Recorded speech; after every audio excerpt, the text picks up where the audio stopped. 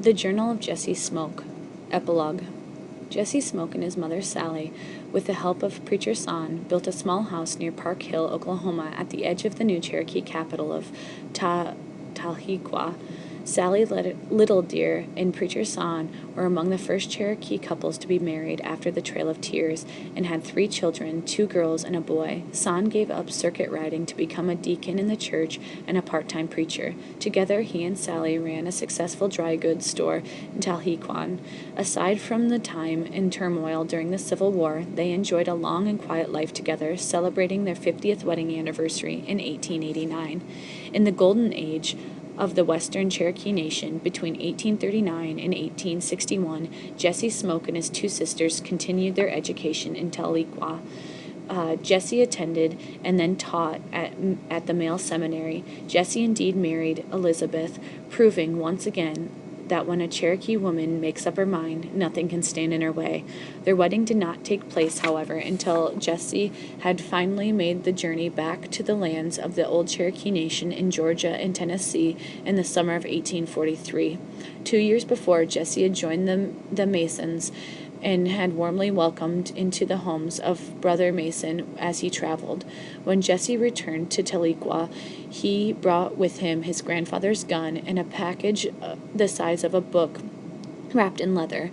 Though few spoke of it openly to outsiders, in his later years, Jesse was known as both an educator and a traditional healer. Both of Jesse's sisters showed themselves to be as intelligent and resourceful as their mother. After finishing seminary, Ruthie started a dress shop and also hosted regular meetings of a Tahlequah Cherokee Women's Improvement Society, at which, among other things, they would discuss books and plan how to better their community. In 1847, Ruthie married one of Jesse's old ball-playing friends, Snake Killer. They had 4 children, 2 boys and 2 girls. Emily turned out to be a talented writer and public speaker. The American Mission Board brought her first to Boston, and then, in the years to follow, sent her on speaking tours in England and Europe. She became fluent in French and Spanish. While in D.C., she met a young man, Thomas Blacksnake, from the Seneca Nation in New York State, who was in the capital with delegation from his people regarding land claims. The two began to correspond and married in 1850. The home they built together on the Cattaraugus Seneca Reservation became a place of refuge for the rest of Jesse's family during the terrible days of the Civil War. Jesse's mother, Preacher San, Ruthie, and her 2 daughters spent 2 years at the Blacksnake home in New York until the war was over. Jesse himself traveled to Washington as part of the delegations led by John Ross on several occasions during and after the war. However, unlike many pro-Ross Cherokees, he did not serve in the Union Army. After seeing the terrible events of 1839, Jesse vowed that he would never shed the blood of another Cherokee, and he kept his vow his whole life. Napoleon, Jesse's cussed stubborn mule, lived to the age of 28. Napoleon's last act was to kick the veterinarian who was trying to tend to him, breaking 2 of the man's ribs. The old red mule expired with what Jesse swore was a smile on his face, while White Will, Jesse's friend from the camps, devoted several more years of his life to the military. Inspired by his brief friendship with Jesse, he learned to read and write and eventually to the rank of sergeant. After his military service ended, Will took up a job at the Qualla Principal Trading Store in North Carolina, next to what finally became the Eastern Cherokee Reservation. In 1843, Will married a Cherokee woman named Betsy Fencemaker, adopted by her family.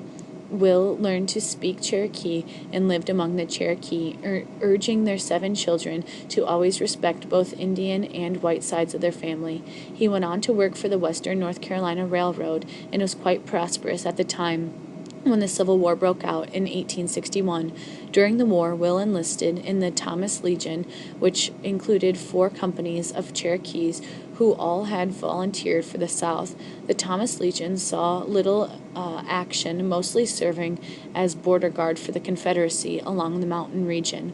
Will escaped the war unscathed and lived to an age of 73. After the Civil War, Tahlequah was rebuilt. Once again, Jesse and his family enjoyed many years of peace. What finally happened to Jesse Smoke? No one knows for certain.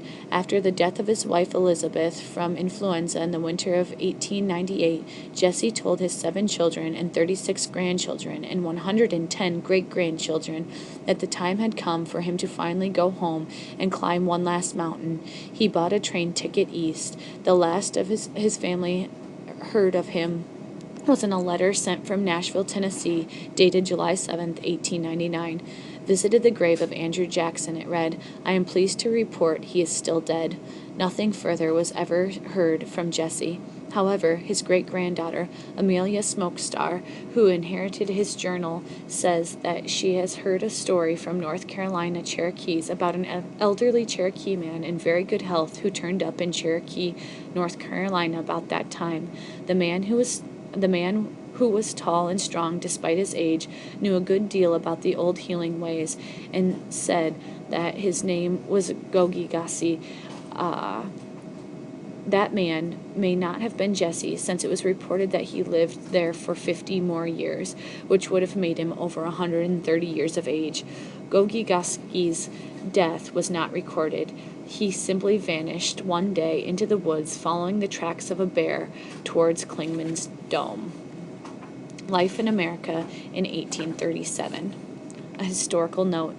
In 1817, President James Monroe made a promise to the Cherokees, the largest tribe east of the Mississippi.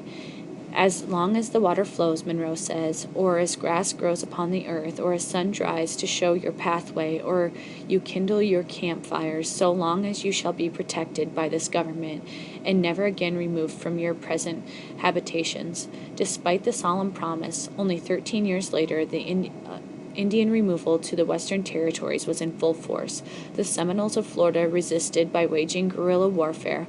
Others, including several thousand Cherokees, were moved peaceably, feeling they had no choice. The bulk of the Cherokee Nation, united behind the leadership of John Ross, carried their case into the courts as far as the U.S. Supreme Court, where a historic judgment was made favoring the Cherokees.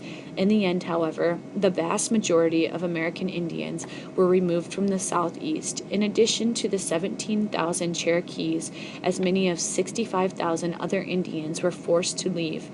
They were sent west on the bitter road of the Cherokees called Nuda Utasini, the place where the people cried, or the Trail of Tears. Today, the tearing of the nations from their homelands would be called ethnic cleansing, a crime against humanity.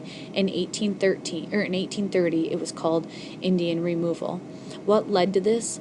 What did the United States break its word to why did the United States break its word to the native nations? To understand, we must look back in history. The Cherokee, by the 19th century, had long been acquainted with the white man. Their first European contact was in 1540 with the Spanish explorer Hernando de Soto, who found the Cherokee living in a large, well-organized town. They called themselves the Aniyonaga, the principal people. Cherokee, the name Europeans gave them, probably came from the Creek word Gililagi, which means those of a different speech. The Cherokee respected the largest and most powerful of the southern tribes, controlled much of the present-day Tennessee, Georgia, Kentucky, northern Alabama, and western North Carolina and South Carolina, West Virginia, and Virginia. Europeans settled around their lands and traded with them. The growth of the English settlements eventually brought them to conflict with the Cherokees, who kept out most white settlers until the mid-1750s. The French and the Indian War from 1756 to 1763 deeply impacted the Cherokees. At first, they supported the English against the French. Then the murder of several Cherokee chiefs by the English led to war with the British. Cherokee towns in South Carolina, Tennessee, and Georgia were wiped out. At least 5,000 Cherokees died. Much of their territory was ceded to the British. By 1775, the Cherokee had lost all of Virginia, West Virginia, and Kentucky. During the American Revolution, most Cherokees sided with the British. 50 Cherokee towns were destroyed and more land was taken. In October of 1794, the the peace treaty of Tlaco Blockhouse, signed by Chief Bloodyfellow, ended all warfare between the Cherokees and the United States. Cherokee lands were less than 1/4 of their former size. During the War of 1812, many Cherokees fought on the side of the United States against the British. In 1814, Cherokee volunteers, led by Andrew Jackson, were the deciding factor in the Battle of Horseshoe Bend against the Red Stick Creeks, saving Jackson's army and reputation. Among the Cherokee fighters were 3 men whose names would become famous: Sequoyah, John Ross, and Major Ridge. By 1800, 2 choices lay between the Cherokee. One was to migrate west.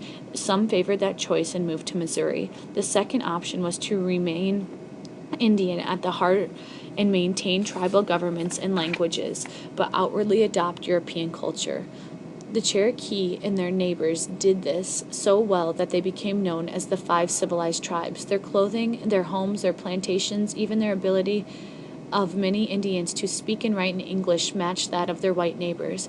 Because many had been adopted and married Cherokees, some mixed-blood Cherokees were now physically indistinguishable from non-Indians. Wealthier Cherokees even owned African slaves to work their large plantations. The Cherokee Nation changed its government from the loosely allied towns to a national council with 8 electoral districts. New Ichoa in Georgia became the capital of the Cherokee Nation. In 1821, Sequoyah, after 22 years of work, presented to the council a syllabary, an alphabet of 86 symbols. Cherokee quickly learned to read and write their own language. By 1828, they had their own printing press and were publishing books and their own newspaper, the Cherokee Phoenix, in English and in Cherokee. In 1822, the Cherokee Supreme Court was established. In 1827, the Cherokee adopted a constitution modeling that of the United States. John Ross, a brilliant politician, deeply loyal to his people, though only 1/8 Cherokee, was elected principal chief. Despite their advances in civilization, powerful forces still opposed the Cherokees. The loudest voice demanding Cherokee removal was the state of Georgia in 1802. Georgia gave up its western territories, which became Alabama, in exchange for the promise that all Indians in Georgia would be removed. After gold was discovered in Cherokee land in Georgia in 1829, Georgia threatened to secede from the Union if the Indians were not removed. Another powerful enemy of the Cherokee was the very general under whom they had served in 1814. In 1828, Andrew Jackson was elected President of the United States on a platform of Indian removal. In 1830, Jackson's Indian removal bill was passed by 1 vote in Congress. Cherokee removal divided opinion of the United States. Many spoke against it, including former President John Quincy Adams. The Cherokees themselves had made a law that any Cherokee selling land would be punished by death. In 1807, the Chief Doublehead was executed for leasing land to white settlers. Led by John Ross, the Cherokee refused to accept a cash settlement for their land or agree to their removal. Such Christian ministers as Evan Jones, Daniel Buttrick, Elizur Butler, and Samuel A. Worcester, who established a Cherokee mission schools, campaigned on behalf of their Indian friends. The Cherokees stayed on their own land for another 8 years, the last of the southeastern tribes to remain. 2 voices against removal were Major Ridge and a Cherokee once known as Galagina Wati, who changed his name to Elias Ban Woon Knott to honor the New England theologian. Major Ridge, the old warrior of Horseshoe Bend, was among those who executed Chief Doublehead. Elias Boyne Knott had spent many years at the mission school in New England as editor of the Cherokee Phoenix. He wrote ringing editorials defending Cherokee sovereignty. Then, on December 29, 1835, a tragic event occurred. Though not legally empowered, Major Ridge, Elias Boyne Knott, and 18 other Cherokee men signed a paper agreeing to Cherokee removal. The infamous treaty of New Echota. Some Some said that they were bribed. Others said that they saw no hope in getting a better deal. John Ross and the elected representatives were too stubborn to give in. Someone had to act for the good of the people, whatever their reasons. These 20 had no right to do what they did, and the result was a trail of tears. The Cherokees and many of their friends protested. They presented a petition signed by 15,665 Cherokees opposing the Treaty of New Ichoa. General John E. Wool, assigned to supervise Cherokee removal, was so disturbed by the injustice that he resigned his commission in 1837. General Winfield Scott, a man who followed Wool, admired the Cherokees but followed his orders. The final roundup of those who refused removal came on May 26, 1838, when 7,380 troops swept out in the night to roust the Cherokee from their homes. There was little resistance. Within 3 weeks, 15,000 Cherokee were crowded into 31 stockades in Georgia, Tennessee, Alabama, and North Carolina. From there, they were concentrated into 11 concentration camps in Alabama and Tennessee. Conditions in these camps were terrible. Inadequate sanitation, poor shelter, meager food, and ill treatment all took their toll. Thousands died there. Not only Cherokees were imprisoned, the camps also held white men and women married to Cherokees and any African American slave held by Indians. The Cherokee, represented eloquently by John Ross, petitioned General Scott to delay the removal until fall. There was a terrible drought that spring and summer. 3 parties sent west in July by boat had great difficulty. The rivers were too low for the boats to pass. There was no drinking water along the route. Many became sick and died. Scott agreed to suspend the immigrations until fall. Then he did something that raised a howl of protest from former President Jackson. General Scott gave the Cherokees permission to direct their own removal. Funds were allotted from the reimbursement monies provided by the Treaty of New Ichoa. Lewis Ross, John Ross's brother, bought horses, wagons, and provided supplies at depots along the way. On depots along the way. On August 23rd, 1838, there was the first of 13 Cherokee detachments set out. They traveled north through Tennessee and Kentucky and crossed the Ohio River into Illinois, ferried the Mississippi River into Missouri, and then passed along the Arkansas to Fort Gibson in present-day northeastern Oklahoma. The distance depended on the route. It was between 800 and 1,200 miles. It has been estimated to only take 80 days, but heavy rains and a hard winter came early. Roads were muddy, and people were weakened by the camps. In some detachments, the Christian ministers, including the Cherokees, as Reverend Jesse Bushyhead, refused to allow their parties to travel on Sunday. The Ohio and the Mississippi filled with ice floes. Ferries would not cross. Almost after 4 months, the first detachment reached Fort Gibson on January 4th. The last arrived on March 24th. No one knows how many perished during the journey. Official records list 447 deaths. Everyone agrees that figure is very low. Many perished while being captured in the camps, perhaps 2,000 or more. About 800 Cherokees, weakened by their trials, died soon after reaching the West. At least 4,000 Cherokee, and perhaps twice that many, died between 1838 and 1839 as a result of the Trail of Tears, 1/4 of their nation. The first year in the new Cherokee Nation was one of rapid rebuilding. Reverend Jesse Bushyhead put up his church by using beams brought all the way from Georgia to Tennessee. That church still stands to this day, a few miles outside of present town of Westville, Oklahoma. The sign above the door reads, Old Baptist Mission Church, brought from Georgia on the Trail of Tears, 1838. The site for a new capital was chosen. 2 commissioners of the Cherokee Nation met beneath a huge elm tree and declared, Tahlequah, meaning the place will do. To this day, Tahlequah remains the capital of the Western Cherokee Nation. Things were not easy. The old settlers, about 4,000 Cherokees, had been there for years with their own government. The Treaty Party Cherokees were added with the Ross Party, although Ross urged his people to not carry out the death penalty for selling Cherokee land, adding to their written law in 1829. A secret meeting with representatives of all 7 Cherokee clans was held behind Ross's back. On July 22, 1839, assassins sought out the principal signers of the Treaty of New Echoa. Major Ridge and his son John Ridge were the first to be killed. Elias Boynott, who had been placed in charge of dispensing medicines for the Cherokee Nation, was approached by two men asking for medicine. As he turned to walk to the mission station, one stabbed him with a knife. The other struck him over the head with a tomahawk.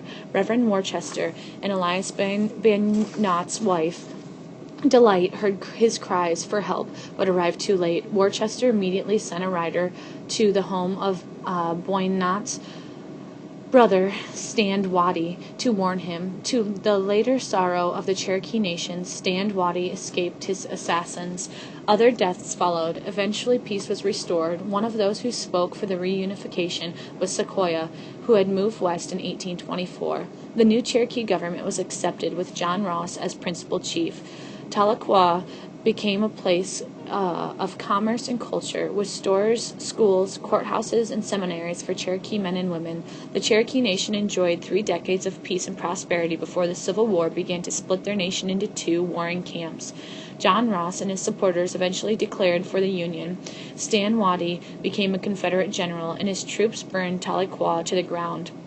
On August 1, 1866, Chief John Ross died in Washington. The Civil War was over. He was 75 years old and in failing health, yet he had been trying to negotiate a treaty to keep the Cherokee Nation intact. Though he did not live to see it, Ross's final efforts were not in vain. The Western Cherokee Nation remained united. Not all Cherokees were taken west. In North Carolina, around 1,000 citizen Cherokees were allowed to remain. Refugees from other parts of the Southeast joined them at what would eventually become the Eastern Cherokee Reservation in Cherokee, North Carolina. Today, Eastern Cherokees and Western Cherokees communicate regularly with each other, sharing pride in their common survival. The 208,000 people in the Western Cherokee Nation are the second largest Indian tribe in the United States.